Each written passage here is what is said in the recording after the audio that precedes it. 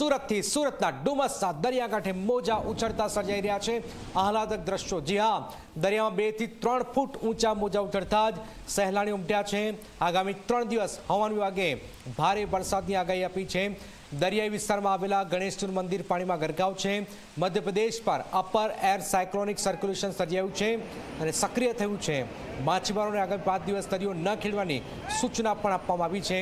આપ જોઈ રહ્યા છો સુરતના ડુમસના દરિયાકાંઠે મોજા ઉછળતા કે જ્યાં મંદિર જે છે એમાં પણ આપ જોઈ રહ્યા છો જબરજસ્ત અભિષેક થઈ રહ્યો છે।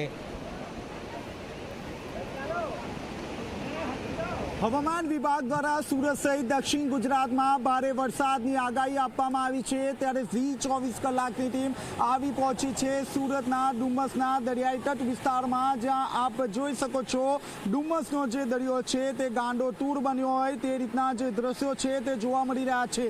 ધીરે ધીરે જે દરિયાઈ કરંટ છે તેમાં વધારો જોવા મળી રહ્યો છે, જેને કારણે જે દરિયાઈ મોજા છે તે 3 થી 4 ફૂટ ઊંચે ઉડી રહ્યા છે। આ સાથોસાથ જે પવનનું જે જોર છે જો પણ ધીરે ધીરે વધી રહ્યું છે। આપ જોઈ શકો છો દરિયા ગણેશ મંદિર છે તે પાણીમાં ગરકાવ થઈ ગયો છે।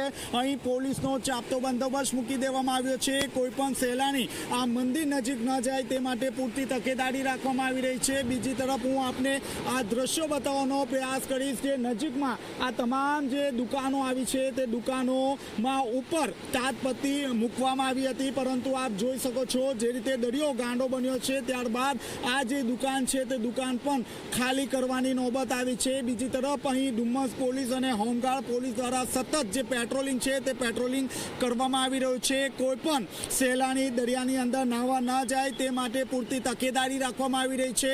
કલેક્ટરની અધ્યક્ષતામાં મહત્વની બેઠકનું આયોજન હાથ ધરવામાં આવ્યું છે, જેમાં ખાસ કરીને દરિયાઈ તટ વિસ્તારના જે લોકો છે આ ઉપરાંત જે માછીમારો છે તેમને 5 દિવસ સુધી દરિયો ન ખેડવા માટે સૂચના આપવામાં આવી છે।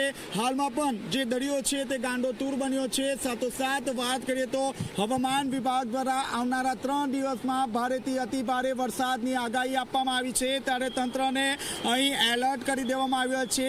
મધ્યપ્રદેશ પર અપર એર સાયક્લોન સર્ક્યુલેશનની સક્રિય થઈ ગયું છે, એટલે એક સાથે 3 સિસ્ટમ જે છે તે એક્ટિવ થઈ ગયું છે, જેને કારણે તંત્ર દ્વારા તમામ પ્રકારની જે તૈયારીઓ છે તે તૈયારીઓ કરી દેવામાં આવ્યું છે। ખાસ કરીને કલેક્ટર દ્વારા સુરત ખાતે કંટ્રોલ રૂમ શરૂ કરી દેવામાં આવ્યો છે, જેમાં તમામ જે અધિકારીઓ છે તેને સ્ટેન્ડ બાય રહેવા માટે આદેશ કરી દેવામાં આવ્યો છે।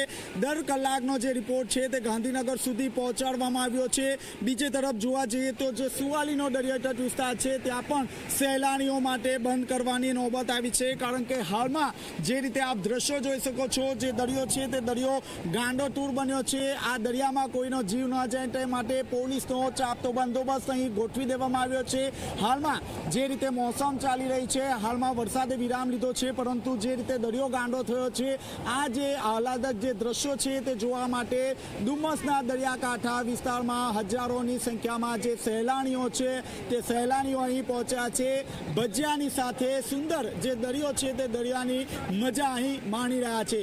કેમેરામેન વિજય બેસાણે સાથે ચેતન પટેલ, ઝી મીડિયા, સુરત।